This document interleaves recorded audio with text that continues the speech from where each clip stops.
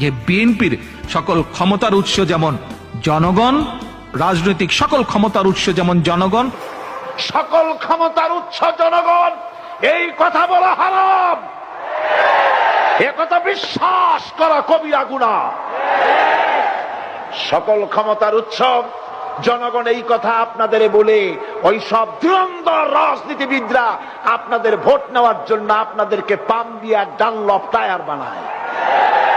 আমরা কিন্তু এটাই শিখি, এদেশে আমাদেরকে রাষ্ট্রীয় ভাবে শিখানো হয়, এটা রাষ্ট্রীয় কুফরি। সকল ক্ষমতার উৎস জনগণ নয়, সকল ক্ষমতার উৎস কে? উনি ক্ষমতার উৎস, তিনি ক্ষমতাশীল, মহা ক্ষমতাধর।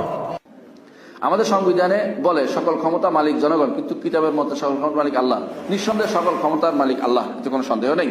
সংবিধানের এটা শুদ্ধ করা উচিত, যারা আল্লাহ তাআলা তৌফিক দিয়েছেন ক্ষমতা দিয়ে, তাদের উচিত এগুলোকে শুদ্ধ করে নেয়। আল্লাহ এদেরকে